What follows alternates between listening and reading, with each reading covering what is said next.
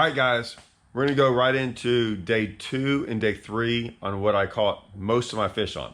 Day 2 turned out to be a Carolina rig deal. Now, yes, I did catch some fish on a red eye. That's kind of how I found the fish, was with the red eye on this rod. Maybe I'll go over this tomorrow, but I really kind of want to focus on the Carolina rig and the Thunder Cricket. That's what I caught most of them on. All right, Carolina rig. These are the Carolina rig rods I normally throw. I get it. I don't know. I just wasn't planning on doing this. I had a plan in place, and it did not involve the Carolina rig, which is crazy. It's wild to me that I think it's my first time ever. First time ever in 20 years going to Rayburn without even having one rigged up. So I did rig it up on my 7'4". It's the custom light. This is the same thing. This is a custom light. This is the 7.6 heavy action. I had a 7.4 in there for swim jigging that I just kept in there, luckily. Now, did I like it? No. It's not a Carolina rig rod. It got the job done. There's some things. What didn't I like about it? One is I could feel everything and all that stuff. I made a mental note when I was setting the hook, when I would get them, to like reel down a little bit more, which I don't mind doing it, but I was always worried about setting the hook, especially in grass. The Carolina rig, you got to realize something. When you have your bait, you get this. When you have your bait, and this is what you're really setting the hook on. You're hoping that this is in line and is pulling, and it should be. But sometimes this could be around things. A lot of things can happen in grass to where when you set the hook, you might feel it, but man, they're around grass.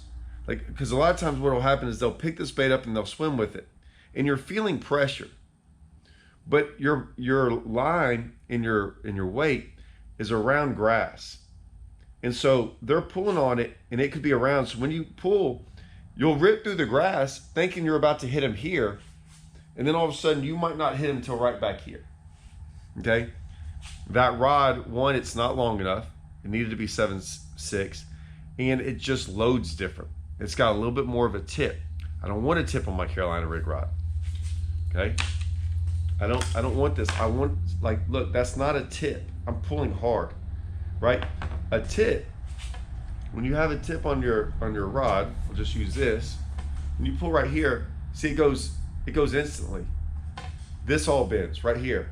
I don't want that on a Carolina rig to bend. I want it to bend in the middle more. That way, it puts pressure on that hook instantly when you start to set the hook. That instant, when your rod instantly starts to flex, it's not flexing as much, so it's driving that hook. And then by the time you get to here, you got all that backbone to where, if need be, the backbone of the rod hits them, and you get a good hook in them.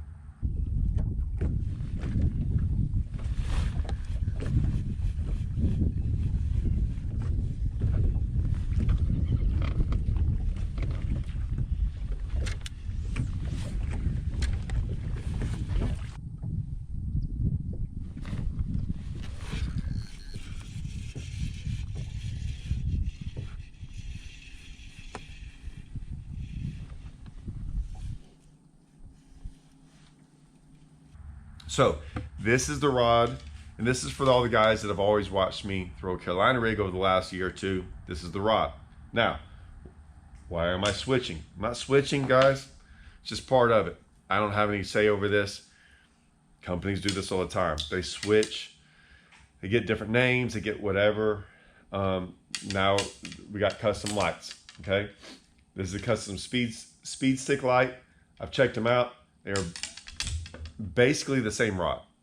So I don't think I can get this rod anymore. I'm not sure, but I was like, when they do that and they're coming out with the series, I'm like, okay, let me make sure they have a rod I really have. A lot of times, just like the Super Duty, I don't know if they're ever going to make another rod like that Super Duty for the Hybrid Hunter. I know it's in that series, and they haven't made a rod like it, like in the custom light, so I always refer back to that. I'm giving you this option because if you can't find this custom speed stick light, this custom light's the same thing. I mean, it's got light in the name. So they're basically the same rod. It's very hard for me to tell the difference.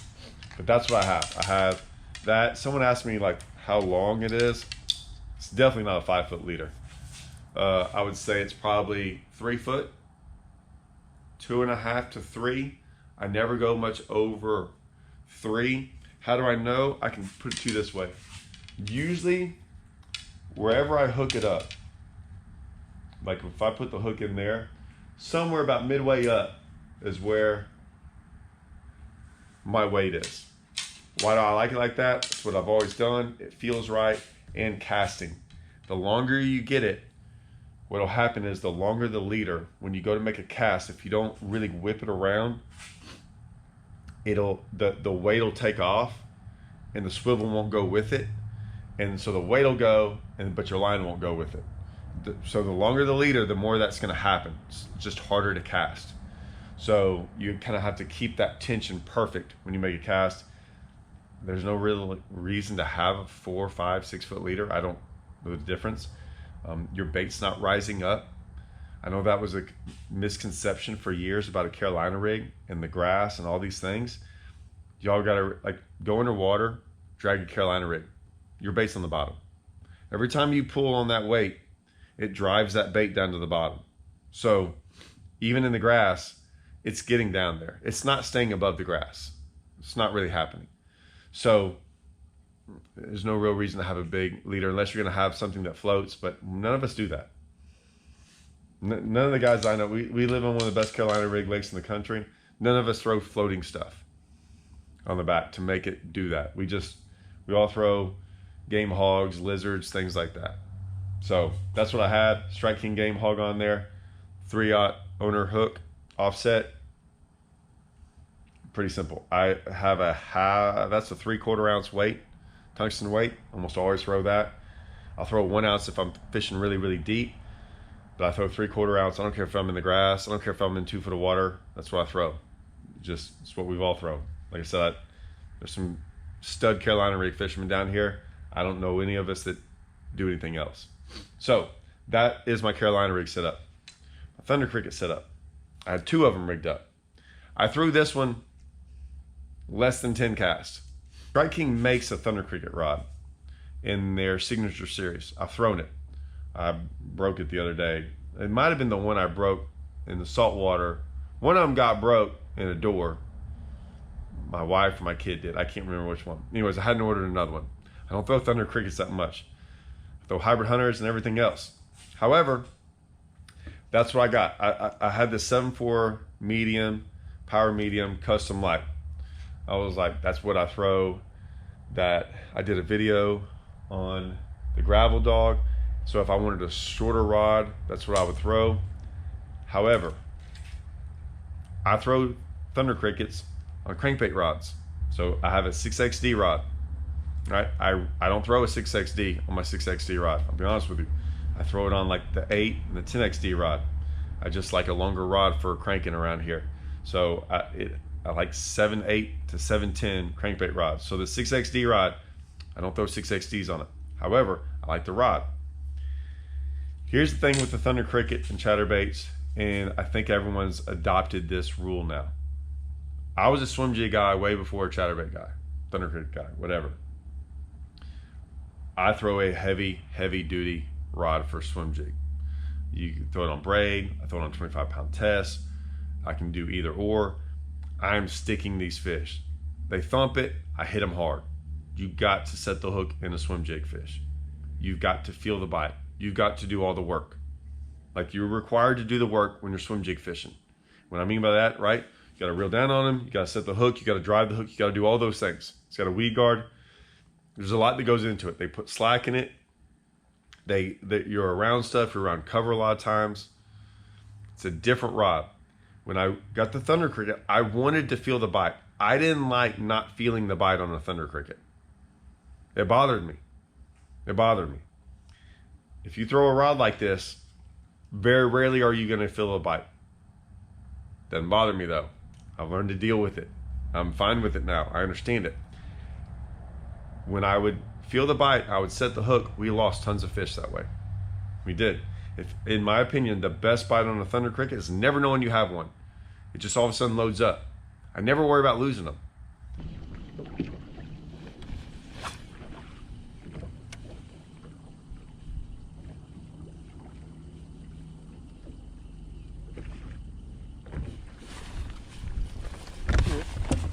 I got you. It ain't big. They don't pull that one, man. Huh? So it ain't big. They don't pull that one.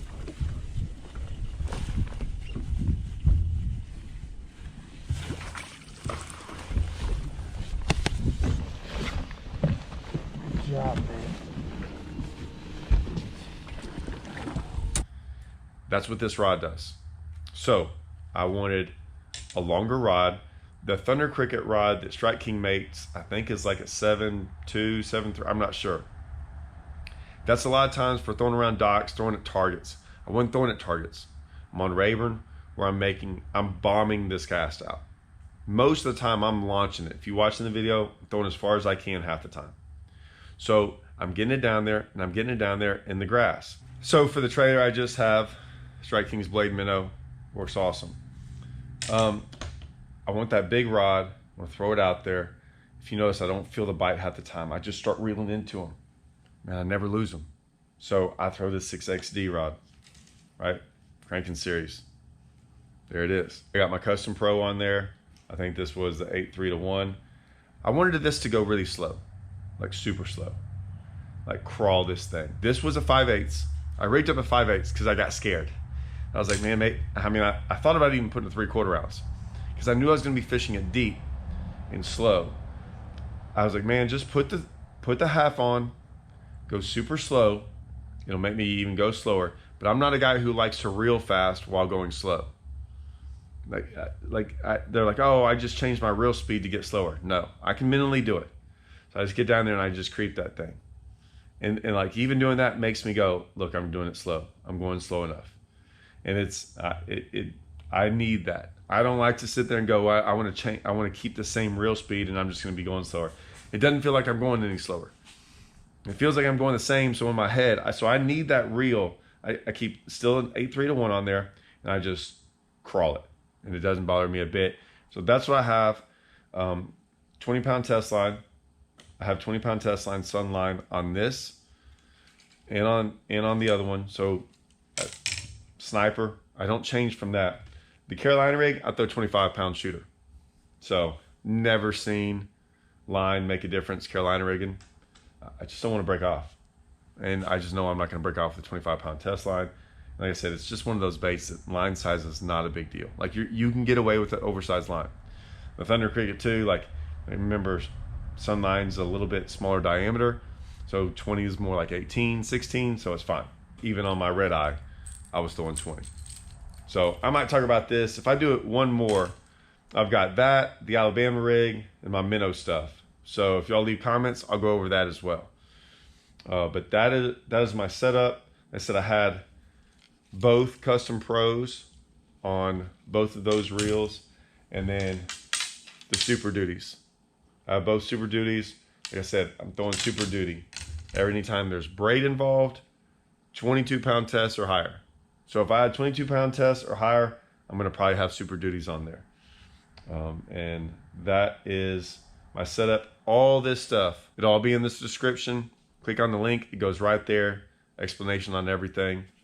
And that is what I got going on for my setups for basically day 2 and day 3 of what I call the majority of my fish on. All right. Thanks, guys. See y'all.